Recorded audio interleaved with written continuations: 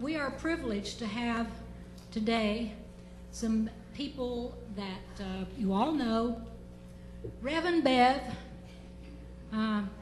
which is Leon and Beverly Parker, that I'm not sure just what kind of comedy they're going to throw in today, but knowing Beverly, there will be some thrown in, I'm sure.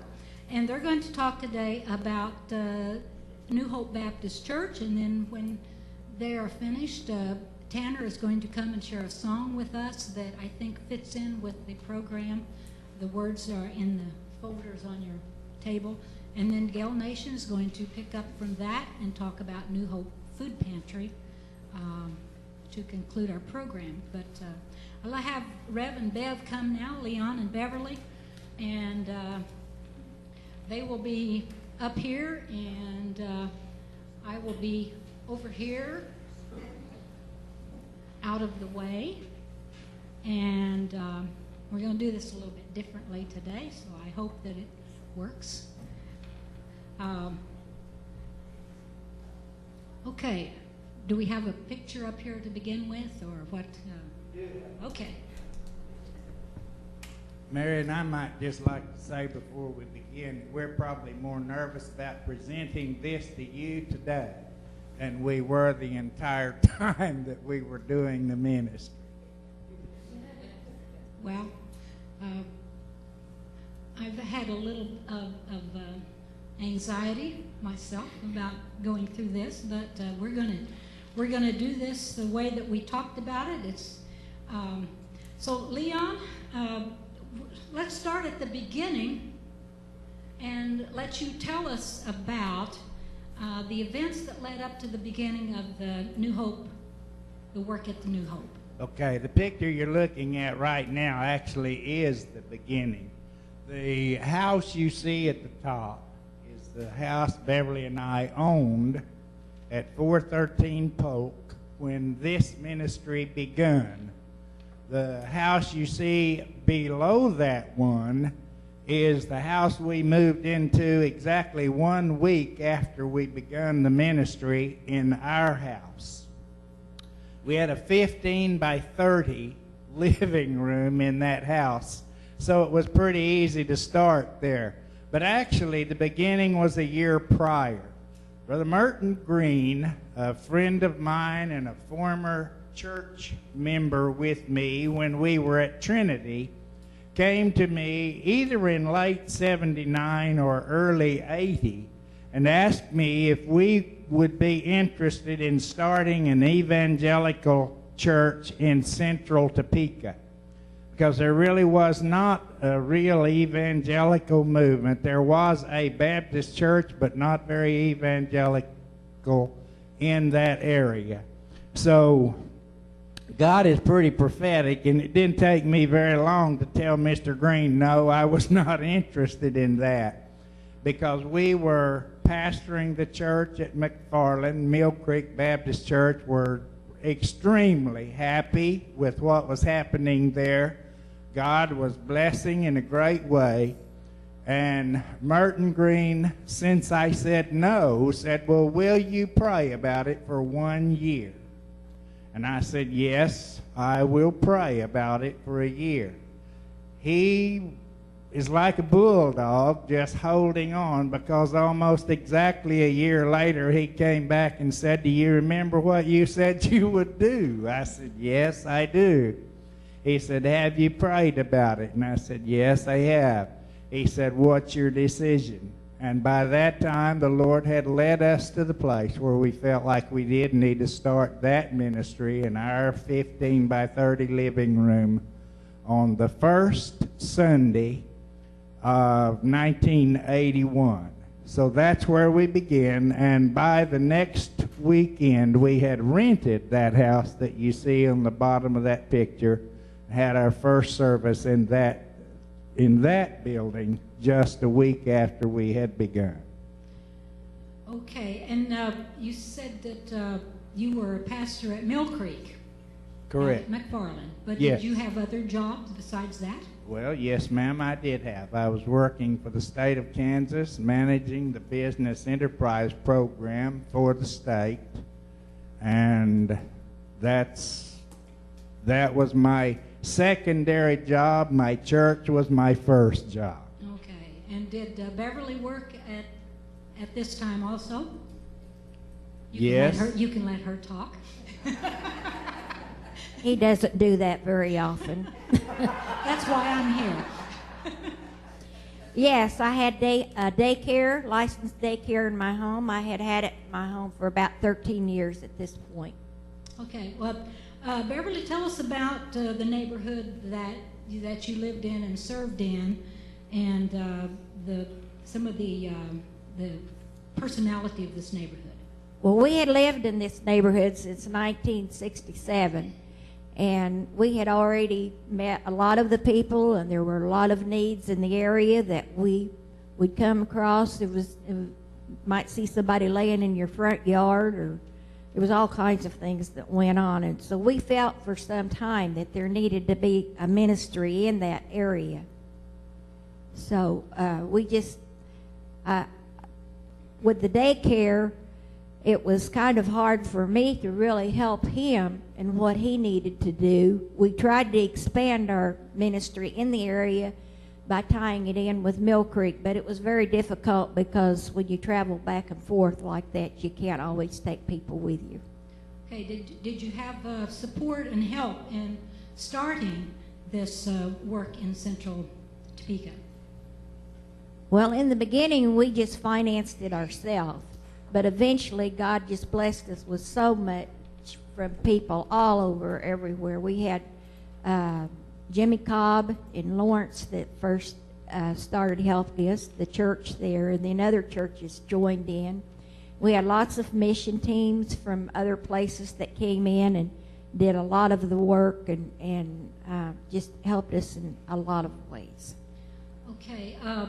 You said Lawrence at First Southern in Lawrence did come in to help support. Yes, they took us on as a mission eventually. Yes. So did Leon? Did you continue your job at the state? How long did you keep working? No, I didn't continue that job very long. I was going to school at Washburn. I was pastoring the church, and I was managing a paint store in Topeka. So I knew that I was going to have to quit something, and I knew the Lord wouldn't let me quit the church. So I stopped that job with the state of Kansas and just went to school and managed the store and pastored the church for a time. So Beverly, how did you handle this situation of Well, with daycare, you're up pretty early. I'd get up at 5 o'clock in the morning and grab a shower if I could. I had children coming in by 5:30. By 7 o'clock, I had 7 children that I started breakfast for, and I went out throughout the day. And he was home a lot, and especially after he quit work, I might add this. What his part was in all of this, he would eat breakfast with the kids. And the kids loved him, of course, because they didn't get on to him. That was my job. So they all loved him. So he'd stir them up, get them all excited. Then he'd get up and leave and go across the street to his office. And so it'd take me a good while to get them settled down. But my phone would ring constantly. People said, you need a swinging door on your front door. And I did consider that because I had an open door policy. My door was open not only to the daycare provider parents, but it was open to the people in the area, to church members. The coffee pot was always on, so they always knew they could have a cup of coffee. The phone rang all the time. A lot of this was counseling in between when I could work it in. And it was a very busy time. I would close usually around 5:30, and if we had an activity at the church, I'd go across the street for that. And if we ever spent an evening at home, we'd have to go upstairs after dinner because people would come to your door wanting some kind of help or just to talk.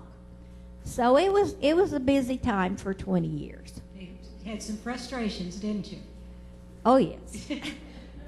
After I got those kids stirred up and went to the office, she usually had them settled down by about noon by the time I came back for lunch.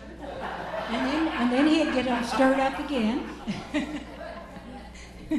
And so went day by day by day.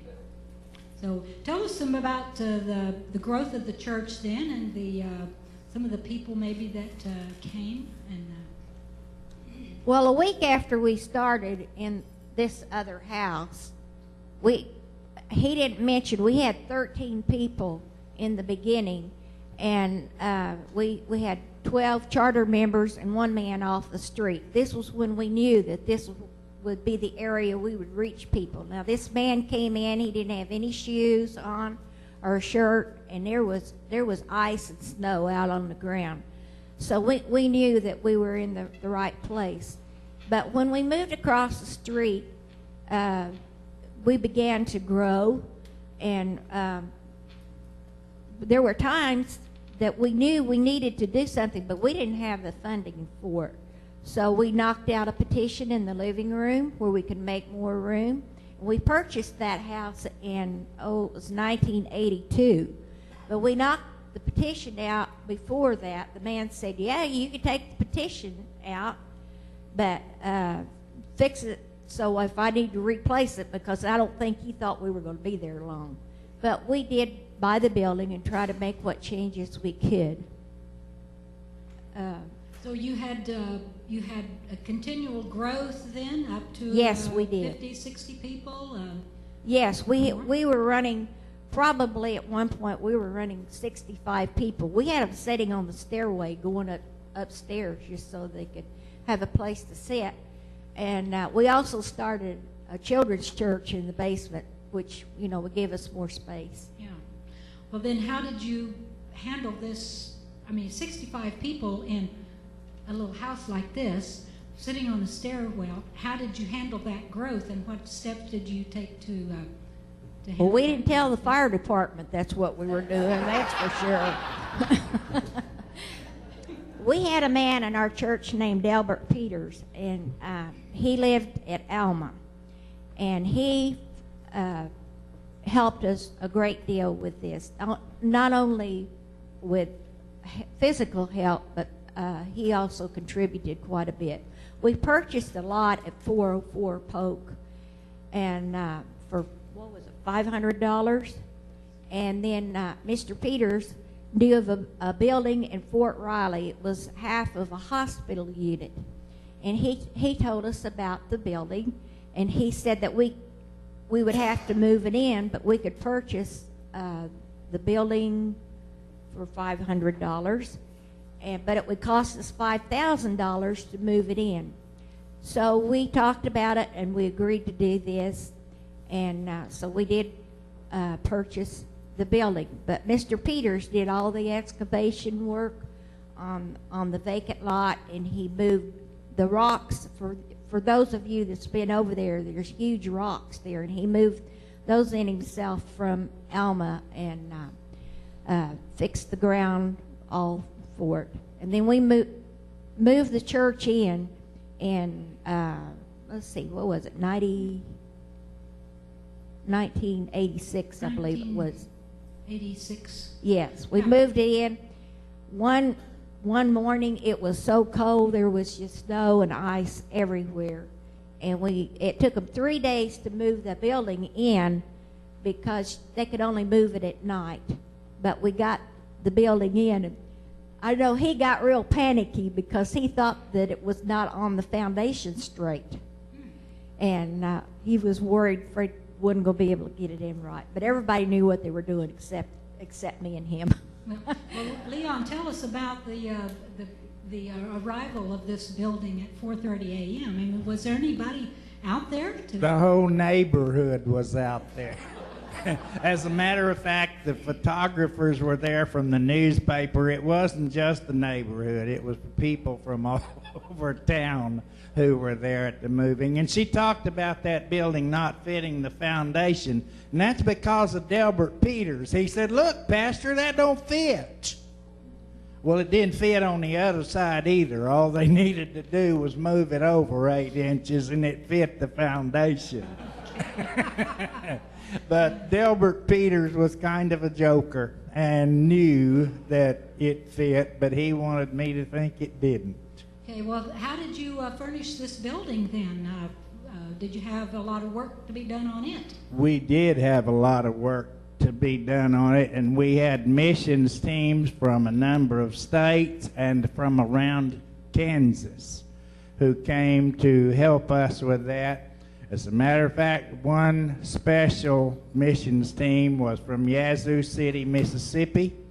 They came up, and a little lady who was in her 80s, I think Beverly wrote 70s, but Mrs. Campbell was in her 80s, and she came, stood up on the inside of those windows that folded out, and I was afraid she was going to fall out and break her neck, but she cleaned all the windows inside and out and went back home to Mississippi. And before she went back home to Mississippi, she and I were standing out on my front porch looking at the church property, and she said, "Do you have a vision for this church?"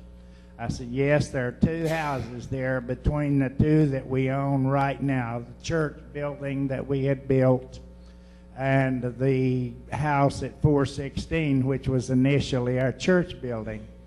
And she didn't say much more than that, but went back to Mississippi, and about a year later called our director of missions and asked him to check with me and see if I could find out how much they wanted for those 2 houses. The man wanted $30,000 for them. She came back to Topeka, went to the title company with us, and wrote them a check for $30,000 for those 2 properties. One of them we tore down and destroyed because it just wasn't worth keeping. The other was 412 Southwest Polk, and I think there is a slide there, a picture of 412 Polk. And we had Sunday school classes in there. Eventually, that's where we begun the food pantry. Food pantry was never the big issue with us. The church was our issue. And the food pantry that we begun was just a side track to what we were doing by way of ministry. And we never, ever imagined that that food pantry would be what it is and what Gail and others have done to make it what it is. When we started the food pantry, we were open 2 days a week. I think it was Monday and Wednesday for 2 hours a day. And if we fed 40 families during the course of that time, we thought that was a whole lot of people that we were taking care of. So with this additional property and buildings, then you had room for parking and We did have room for parking, Marion. We tore that one house out, which made us some more room for parking. We had initially thought that we were going to outgrow the building and would need to add some additional space, and did have room for parking, but never actually extended the building to the place we thought we would have. And during this time, 1986, somewhere around there, Beverly, what kind of physical problems did Leon start having at that time?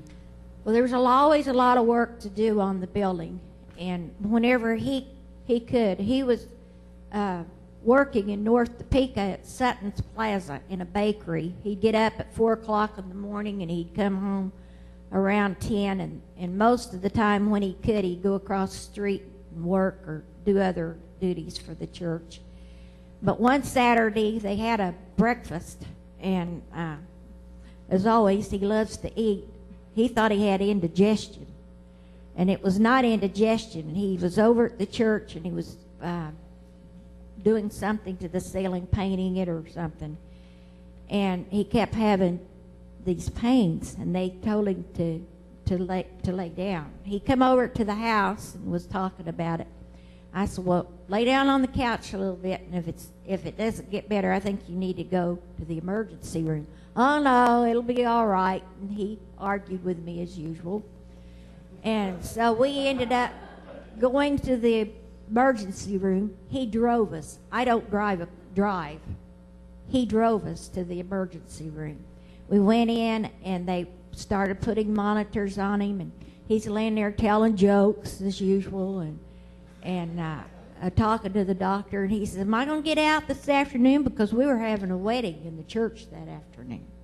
He said, no, I don't think so. You're having a heart attack. So he was in the hospital for about 10 days in intensive care. He got to come home, and the doctor said no preaching for a while or any heavy work. And on Sunday, he would stand at the front window with tears rolling down his eyes because he couldn't be across the street preaching. But we did fine. Okay. Marion, might I tell you about that visit to the hospital? I told the doctor I never have had an indigestion problem this bad. He said, you think you're having an indigestion attack? I said, yes, sir. He said, we think you're having a heart attack. Yeah, and you don't take those things lightly. Yeah. So your church, you had a dedication of your church, then the new building in July of 1987. And so you still had the same types of people coming to your church that need ministered to. We did have the same type of people coming, and that dedication Sunday was a wonderful time for us. We had a number of people from the state convention, had executives from our association.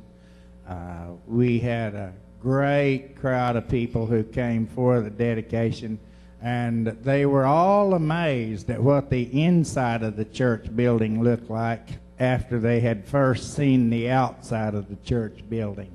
It was much more elaborate inside than on the outside, and I'm not sure we have a picture for that. I don't much think we do. However, we do have an album of pictures that Beverly's going to put on a table over here somewhere after a while that you might look at if you care to look at many more pictures than those we have presently. So I know you got a fabulous salary. What was it, $75 a week? And in 1992, the North American Mission Board kicked in. Is that about? That is correct. Okay. My pastor, when I was a teenager, came to do a revival for me at our church, and he was director of missions in the Upper Peninsula of Michigan. When he came here and found out how much money I was making, he went to our state convention, convinced them to let me be a home missionary with North American Mission Board, and they support me, and they did that. And normally they phase that out after a period of 3 years, but one of our state convention executives came to our church and told our church, I think the North American Mission Board has decided to fund Leon till Jesus returns. And they did fund our ministry for a total of 7 years rather than the 3 that they normally phase you out after. Okay. So this picture up here is about the reaching out to the inner city, and you said you had started the food pantry then. What year was that you did start the food pantry? Beverly probably knows. I'm not good on years. Do you want me to help you? It says 1996. Yes, it was 1996. 1996. So you were a lighthouse in this community. It was already in operation by 1990. I found some old newspaper clippings where they talked about the food pantry back in the 1990s. Yes, So, we did okay. give out some food before that, and we even tried to give out clothes, but we didn't really have a place to put the clothes. Yeah. So it went back before 1996. Okay. All right. So it's longer than you thought. Yes, well, it kind of runs into each other Okay. after a while. But we did. We got. We received a lot of money from the churches and food, and we were able. It was called Let's Help back then. It's Harvesters now, but we were able to purchase food from them. All right. So, Leon, then how long did you actually pastor at New Hope Baptist Church? 1 month short of 20 years. I retired from pastoring, I thought, on January 1st, 2001. People said, why didn't you stay another month and make it 20 years? And I said, because January 1st seemed like a good time to retire. That's a new beginning. Amen. That's right. So, how has life changed since retirement? Not so much. We're still pretty busy. And we are thankful to be busy. My intent was never to retire from serving, just to retire from pastoring. And by the way, I did not retire from pastoring in 2001. I went to Linden and stayed 9 years after that. Oh, okay. But my intent had been to retire in 2001. Okay. So, did you continue to live here on Polk Street in this vicinity, or has that changed also? We really felt like we need to move to give the new pastor an opportunity to bond with the people without the interference of the pastor across the street. We immediately started looking for a place to move to and had just about given up because we were still there in June, at which time we did find another place to move and purchased our house where we live now at 2nd and Roosevelt. Okay. Now, I see there are some more pictures up here. Do you want to comment about any of these before we move on? Well, these are actually Debbie's pictures, but Brian Hope from Northern Hills Baptist Church took over the food pantry after we left. Debbie, you want to comment on some of that? We might be getting into Gail's presentation with this. No, these last pictures in the PowerPoint are mainly just the bridge to show you in the years after New Hope how the food pantry came to be what it is now that Gail has it. And in '04, it was still in the old house, and you can see the pictures. A very tiny place where we served food, and Northern Hills sponsored the food pantry, and again, other churches gave food and donations and volunteered. And then as we ran out of space and the New Hope Church was no longer meeting, then it was decided that we would move to the church building. And it was renovated on donations and volunteers. And when it reopened in the new building, the numbers just went off the chart. We had more space for food and could bring more people in. You'll hear more about that, but it is quite a heritage of faith and service in that community that began back in the 90s with Leon and Beverly's vision for that, because New Hope was named New Hope. As I was reading the clippings and quoting some things that Leon had said, they named it New Hope because they wanted to bring hope to the community. And today, with what we have with the food pantry, we continue to bring hope to that community.